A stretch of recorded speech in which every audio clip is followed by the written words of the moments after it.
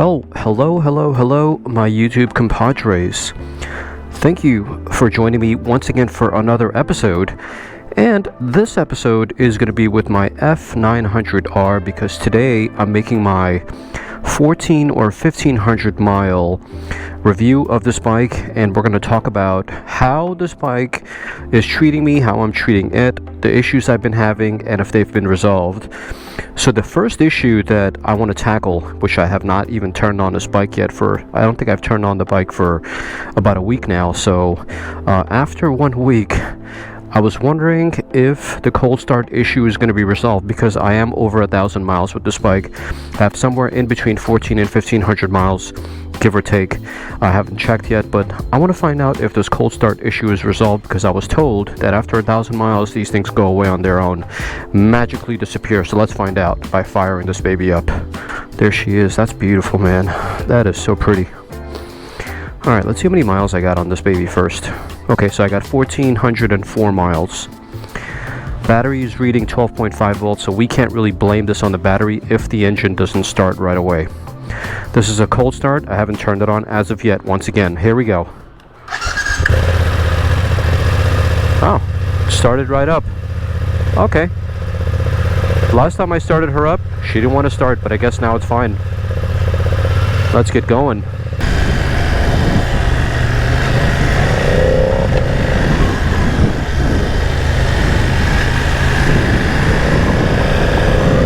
Man, it's been a while I've been riding this bike, and now that I'm back on it and riding it for the first time in what seems to be over a week, I think it's been more than a week, to be honest. It's been so long.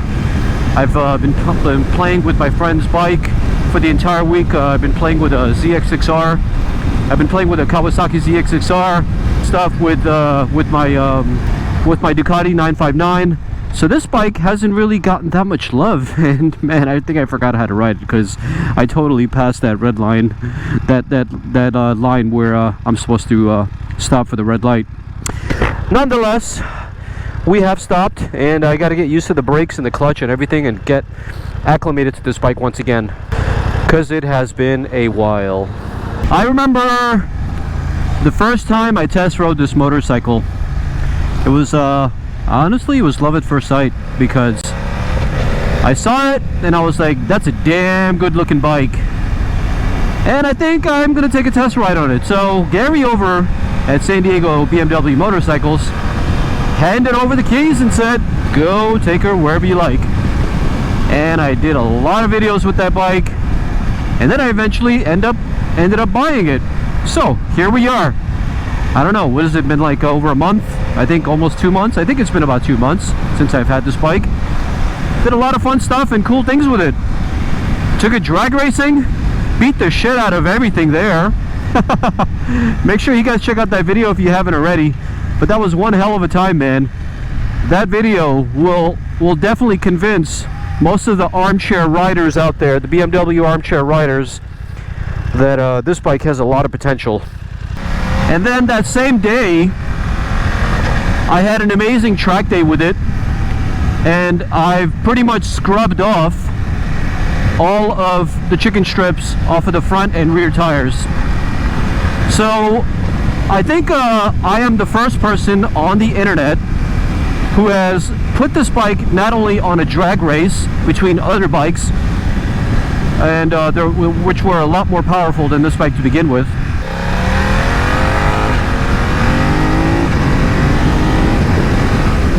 But considering that this bike is so brand new, I'm probably convinced that I was the first person to make a drag race video and a track day video all in the same week. But who cares? It doesn't matter who's first. All I know is that I had a lot of fun with this bike, and that's all that matters. And if you like those videos and if you watched them, fantastic, go watch them again. But if you haven't watched those videos, now is your chance to subscribe to the channel and like this video. Why not? And once you subscribe, you can always come back and check them out later because there's a ton of content on my F900R. Aside from that, I took this bike on a nice touring ride. I think I rode it 250 miles round trip, and that was fantastic, man. I think that was during the break-in period, and it was a wild time, man. Took the bike all the way out east into the desert, 250 miles. I think I started that day with 60, like the air temperature was about 65 degrees. And then by the time we got there, it was well over 100. So I think there was like 3 seasons in that video, 3 or 4 seasons in a span of a few hours. I had a fantastic time, me and my friend Max. So make sure to check that video out as well. So after all that fun that I had with this bike and the content that I've released already for it, 1,400 miles later, how does she perform and how do I feel about it? That's what we're going to be discussing in today's video. So for starters, I did my first service with this bike and I complained to them, well, not really complained, but I brought it to their attention that there are 2 issues with this bike. Number 1, it has a cold start issue, and honestly it's pretty random. Like today it wasn't an issue, but the last time I rode it like a week and a half ago, it was an issue. So it's pretty random. It's not guaranteed that it will happen, but it does happen. I will report back and update this video in the comment section. Maybe I'll pin the new comment I make in a week or 2 if this continues to happen. But for right now, as you saw today, the issue did not happen. That was one of the concerns I had when I first got the bike and did my 600-mile service. So hopefully it disappears for good. Let's find out. I'll keep you guys updated and I'll keep you posted. If you got an F900R, write down in the comment section if after 1,000 miles or 1,500 or whatever it disappeared, or you still have that issue. Write down in the comment section. Aside from that, I was having an issue with the quick shifter. So first and second gear, when I'm going up, it's a little notchy, it's not smooth, it upsets the suspension, and it makes me uncomfortable, and in the process it upsets me because I don't think it should work like that. I don't necessarily have to bang out the gears every single time in order to have a smooth gear shift. Recently I rode the Triumph Street Triple RS, and the gear shifts on that were butter smooth all the way from like 20 miles per hour to redline. The gears were super smooth, and that's a competitor to this motorcycle. So if a motorcycle like Triumph can do it, this motorcycle should be as well. Now I understand that this is not the top tier BMW motorcycle that's out there. I understand that this is the F series and starting price is about $9,000. But there's no excuses. It should work seamlessly, and it shouldn't upset the transmission. It shouldn't upset the suspension while I'm going up in gears from first to second. And it shouldn't, be an issue at all. And that's something that I addressed with them. But I just rode the bike right now, and I'm going up the gears from first to second, and it's still an issue. So unfortunately, my dudes, that issue still exists, and I'm not happy about that, to be honest with you. I paid about $11,500 for this bike before tax, license, and all that other stuff. And that's Triumph Street Triple territory with quick up and down, smooth shifting, all the bells and electronics. Pretty comparable to this bike in that. But this is not a video where I compare the two. This is not a video where I tell you which one's better or which one's worse. It's not about that. It's more like, come on, BMW, if you're gonna make a bike, and if you're gonna make a brand new bike for 2020, brand new F series, you might as well just perfect it before you release it. When I'm shifting from first to second, I want it to be smooth. It doesn't have to be like butter smooth like your BMW S1000 line, but I don't want it to upset the suspension and make me uncomfortable while I'm shifting. Sometimes I try to time it correctly, like maybe I'm too low in the gears, or maybe I'm too low in the RPMs, or maybe I'm too high. So I try random things, and it's difficult because I can't get the problem to go away. It's just something I have to live with, I guess. That being said, other than that, the bike hasn't given me any issues. It seems to be pretty comfortable. I mean, the bike weighs 465 pounds, and this is something that initially I was worried about, but man, right now I'm riding the bike, and it's very, very tossable. goes into the turns very fast. It almost feels like a 400 to 600 class bike. It doesn't feel at all like it's 465 pound wet bike. I'm very impressed by that. Very easy to turn, very maneuverable, and I took it to the track and I had a fantastic time with it. So in that department, maneuverability, you know, in that department, it's not really an issue. The main issue, the main gripe I have with it at this point is probably reliability, because the quick up and down shifter is a problem for me. And this time it didn't happen, but the next time, if I have that cold start issue, I will be pretty upset and triggered by that, because I don't want something to be random. Because at that point, I can't go back to the dealer and say, oh, you know what, I'm having a problem, because if I can't replicate it for them at that exact moment, then there's no way to prove it, and there's no way for me to get warranty service on this bike, right? Am I right about that?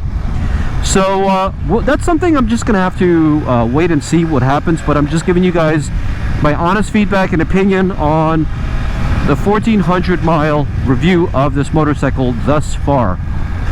Aside from that, I've been looking around for modifications for this bike, and they're kind of non-existent, to be honest with you. Like, a huge proponent of all of my motorcycles that I've ever owned has been like frame sliders.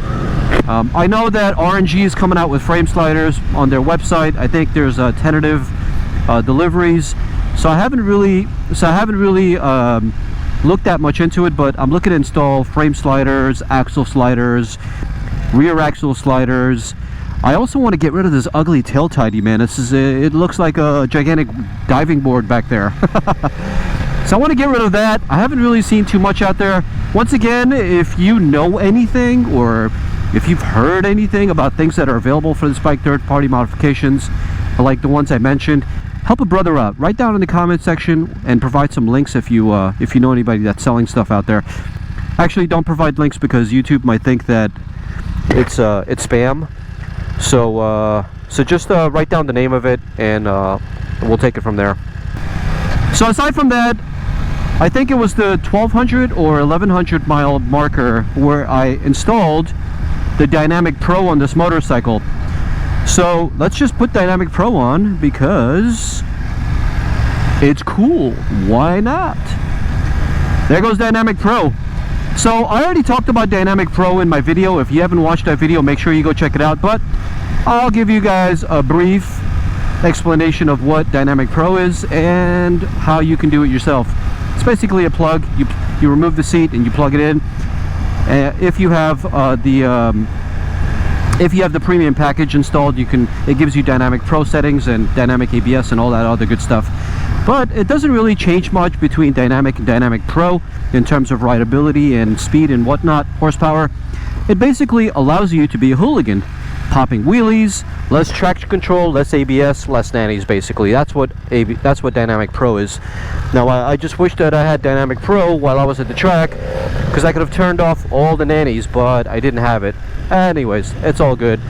But Dynamic Pro is cool to have, because now I have 4 different riding modes. It's a little quiet for me. I need an exhaust, I think. Do you guys have an exhaust for this bike yet? Like, I've seen videos where people put exhausts on, but I don't know if they're exhausts made for other motorcycles and they're putting them on the bike, or it's a exhaust that's made for this bike. I'm probably thinking that it's made for another bike, like another BMW or something, and they just slipped it on. But it's something that this bike needs. Once again, if you have any suggestions for exhausts, write down in the comment section. Definitely needs to get rid of the diving board in the back. Definitely needs an exhaust. Needs some frame sliders. I think these Shrek ears, this one and that one, need to be removed as well. Get some bar end mirrors. And then I think we got a sweet looking bike, customized to my taste. To wrap things up with this update video, the bike is just super comfortable, and after 1,400 miles of riding this bike, I can honestly say that it's enjoyable to ride on those days where I don't want to be hunched over, and by the time I get home, I'm going to need to take a nap right away because my 959 is just breaking my back. This is one of those bikes to ride on those particular days. And I just love the fact that this dash is just so wonderful looking, and it's got like different modes and so many different options. I guess that's one of the great things about owning a BMW motorcycle, is that it gives you so much different technologies that first they make it for the cars, and then they decide to put it on a $9,000 motorcycle. Can you believe that? That's exactly what BMW does, doesn't it? It first spends millions of dollars making the most perfect electronics and gadgets for their cars, right? And then they take those electronics and gadgets and then they put it on their motorcycles. This $9,000 motorcycle has a 6-axis IMU. Can you believe that? Good for cornering ABS, good for cornering traction control, wheelie control. I mean, it doesn't have wheelie control, but if you don't have it in Dynamic Pro, it won't let the wheelie step out that much, but in Dynamic Pro it will. And that's thanks to the 6-axis IMU that this motorcycle has. There's a lot of good things about this motorcycle that I can talk about. Maybe I'll create another video about the 5 things that I like about this motorcycle. So stay tuned for that if I do create it. Maybe I will, maybe I won't. If you guys want it, I'll do it. Let me know. So I think that pretty much wraps it up with this quick update video. And I appreciate you checking out this video. Make sure to like this video if you enjoyed watching it. And if you want some more F900 videos, make sure to subscribe to the channel. And I got plenty of other stuff, so I got a lot of things to keep you busy, boys. I will see you on the next episode. Ride safe, and I'll see you guys soon. Take care. Bye-bye.